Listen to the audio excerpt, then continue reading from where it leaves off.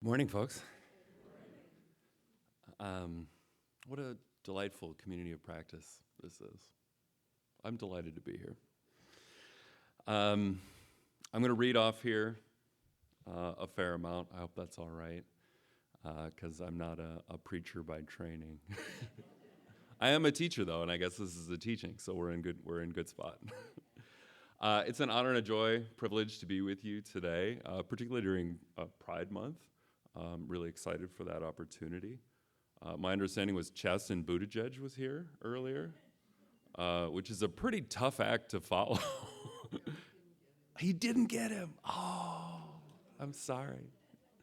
There were talks. I apologize if I've given something away. He was at least considering it, which I think is a real mark in your favor. My name is Joe Kuilema. I teach in the social work program at Grand Valley State University. As they mentioned, I taught at Calvin University for 14 years, and I've been at Grand Valley for 2. My standard public speaking engagement runs 50 minutes to 3 hours.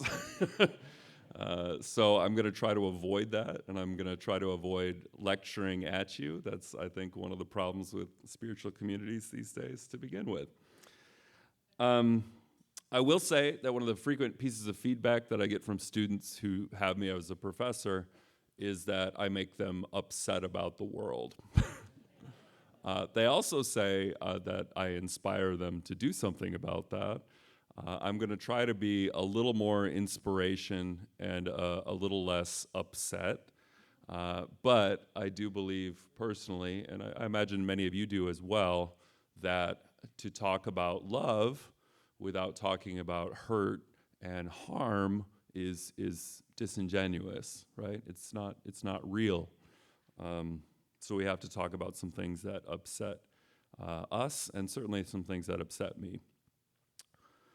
I don't think I'm going to say a lot of new things to you today. Probably nothing new. Certainly in the pre-talk, the questions that I'm wrestling with are the questions that you're wrestling with, that I think a lot of people are wrestling with to different degrees of honesty.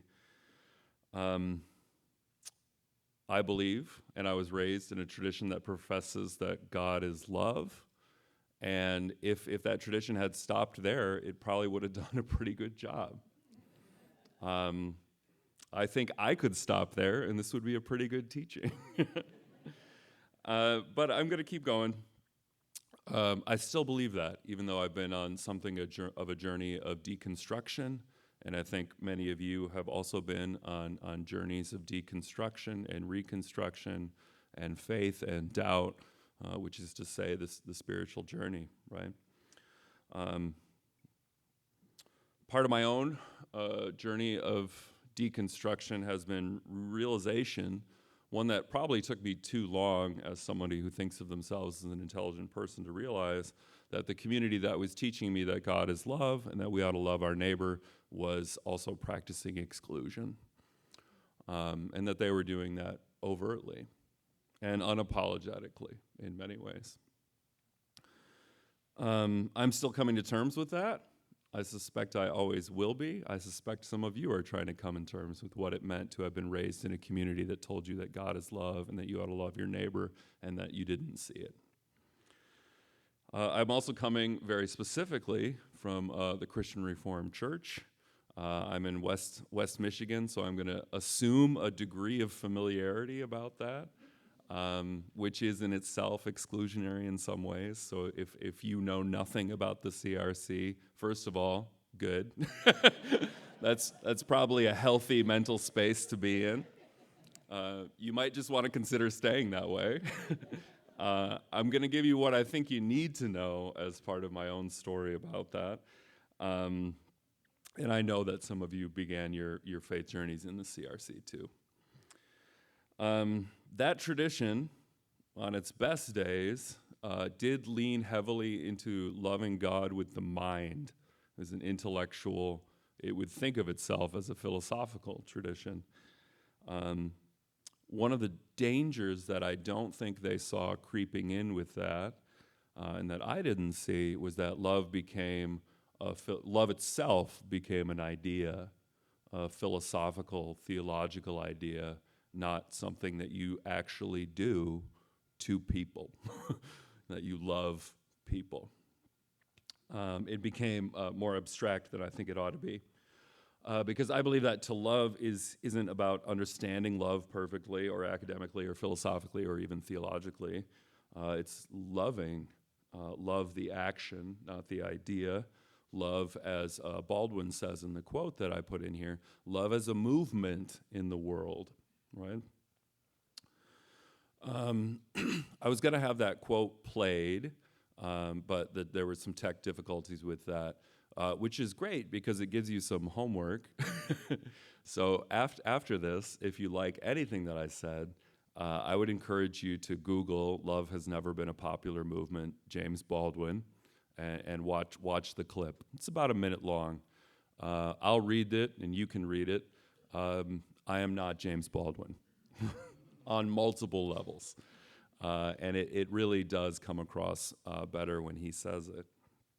But as he says, love has never been a popular movement, and few people actually want to be free.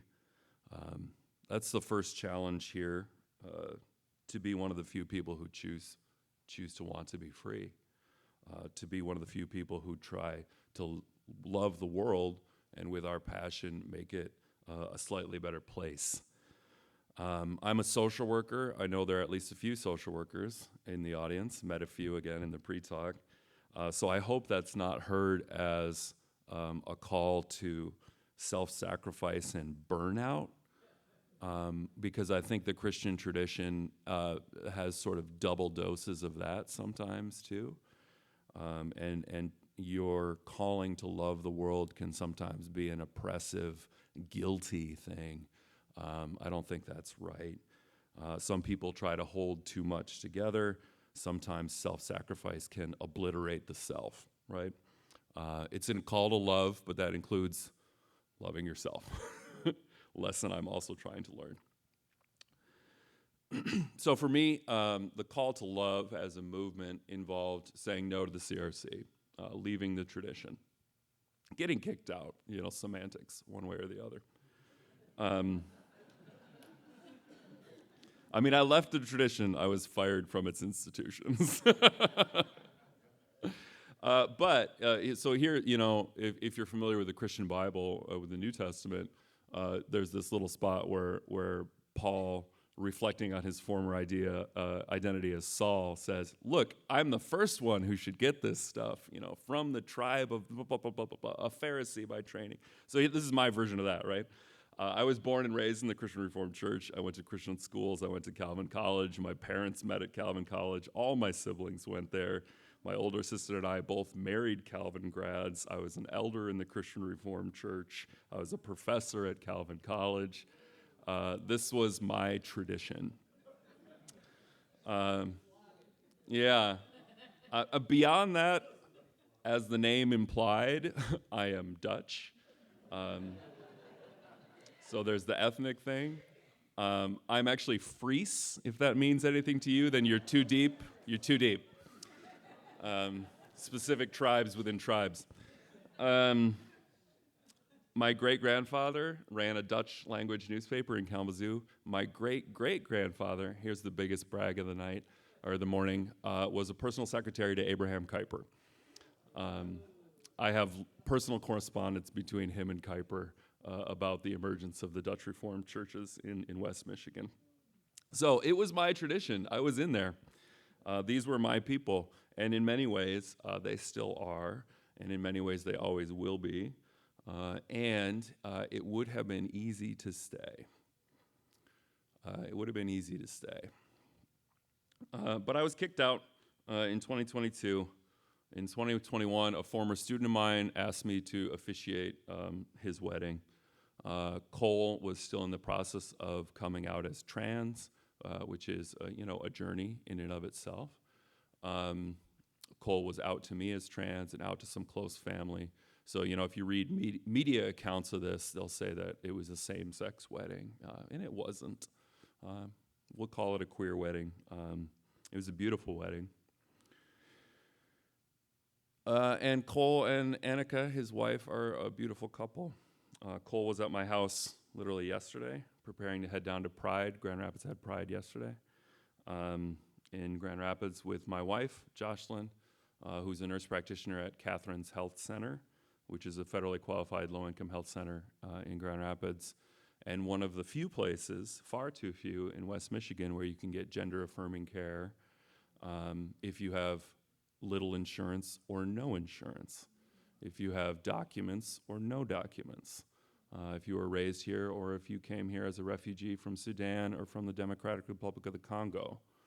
And while we think of this often in terms of West Michigan, she just had a trans Sudanese refugee client this last week, right? That's not a HIPAA violation. I don't know anything else about that person. You know, Cole's an amazing human. The fact that some people believe that his marriage is a sham or an affront to God or a threat to Western civilization, right, is in some ways, to me, incomprehensible. And I think there are also people in this audience struggling to comprehend some things that people seem to believe. The short end of the story is that someone whose identity I may never know saw photos of that wedding and forwarded them to the provost at Calvin. And I got called in. They said, "Is this you in the photos?" And I was like, "What? Am I going to deny that it's me in the photo? Am I going to assert that this was photoshopped or something?" Yeah, that's me. I did that. I didn't rub it in their faces. You know, I hadn't tried to make this a part of my. I mean, a wedding is a sacred thing. I told Cole and Annika, yes, I'm an advocate, I'm a social justice type person, but I'm not going to weaponize your marriage in this fight. And we had some really good talks about that in advance of it, because I think we all knew what might happen, but I told them, you know, share whatever photos you want. It's your wedding. It's your wedding. You can't, if I'm going to officiate it, you can't hide that because you're afraid of what might happen to me. I accept that it might happen, and it did. It didn't have to, but it did. So 14 years of teaching came to an end. It didn't matter that it was a non-religious wedding. Cole's an atheist. It didn't matter that the CRC actually hadn't yet declared these confessional issues. None of that mattered. I made lots of arguments. But let me go back a moment. I said I couldn't comprehend a belief system that rejects Cole and Annika's love. That's probably not true. Because as I said, those were my people. And if I'm really honest, and this is the second sort of challenge in the Baldwin quote, it could have been me. I could have been that person choosing to exclude them. If you read that quote straight through, it seems like he's headed in very different directions.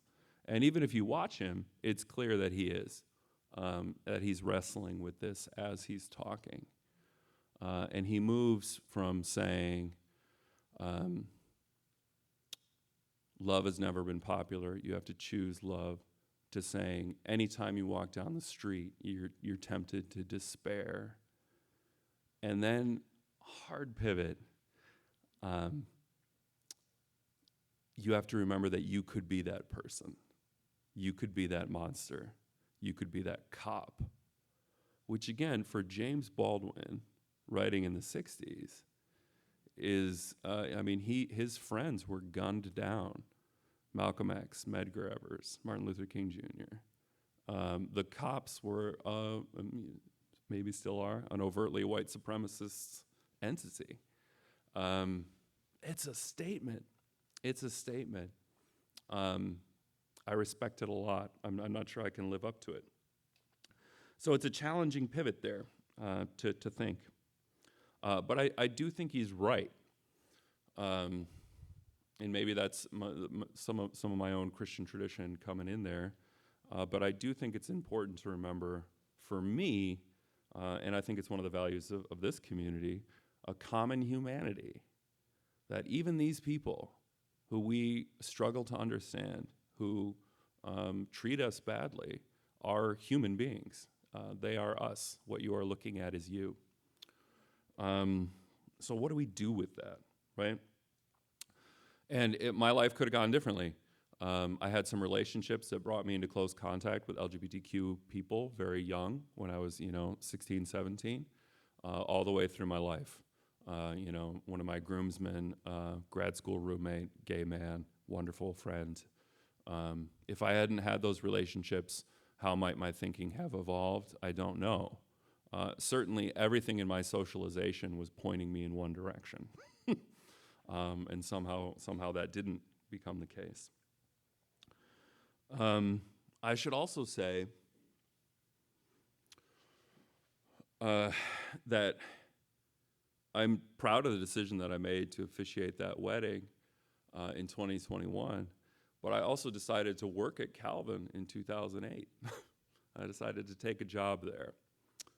I like to tell myself, and I think it's true, that in 2008 that institution could have gone a different direction, and that there was some pathways forking ahead of it. And it could be sort of religious guilt or religious trauma, but I can't always help but think historically, would you celebrate the faculty member who chose to work at an all-white segregated university in the South in 1952 just because they thought it might head one way? I don't know. I don't know that I'm actually the hero here, right? I think there's sort of a bare minimum here, and I think that's been an important thing for me to reckon with too. I teach human rights now at Grand Valley, which has been a ton of fun. I had Matt Laidlaw in my, I think he's been here, yeah? I had him as a student. It was in an online class, so I never really got to talk with him, but I sensed a kindred spirit. In human rights class, which is all about inherent dignity and worth, right? The inherent dignity and worth of the person, no matter who they are, no matter what they've done. It's a really challenging idea. I think my students may get annoyed at me at how much time I spend on that on the first day of class. Do you really? And it's part of the code of ethics for social workers too, the inherent dignity and worth of all people. Do we believe it's impossible in some ways to hold that consistently, or it's very difficult for me, but we're going to try. So last point here, I grew up in the CRC. There's 3.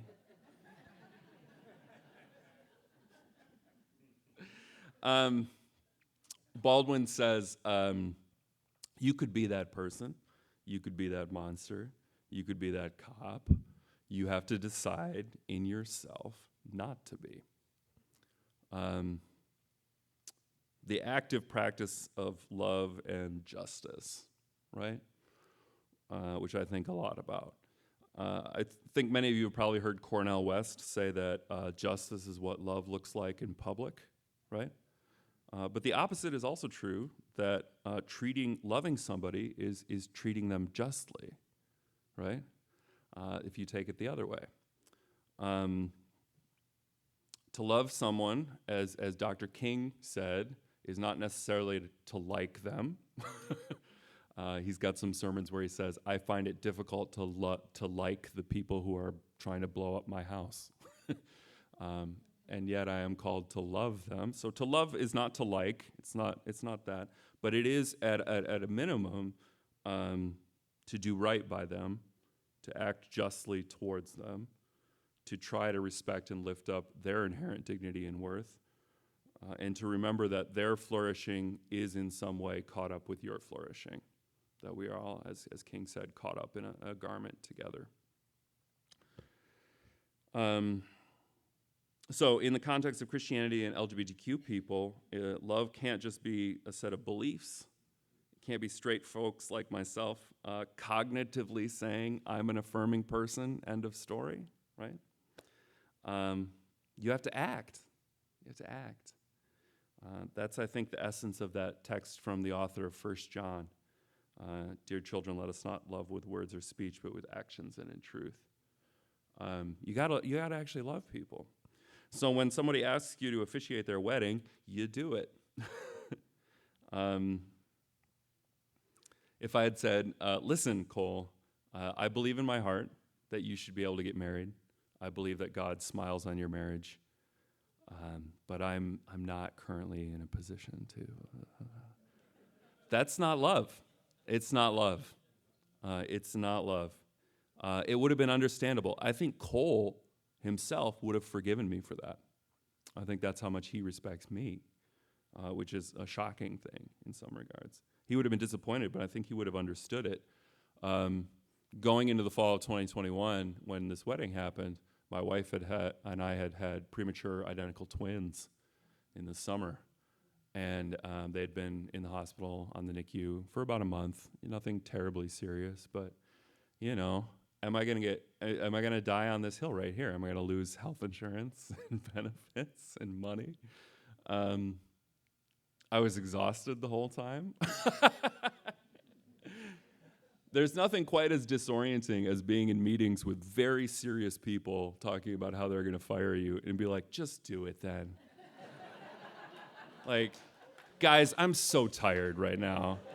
I do not care. You can send it to that committee. Here's my appeal. I don't care. I'm very tired. I've been giving bottles all night. Okay. It was a wild ride. Boy, I should have done. I'm still okay on time? All right. My experience has been that real love, active love, though, does come with a cost, right?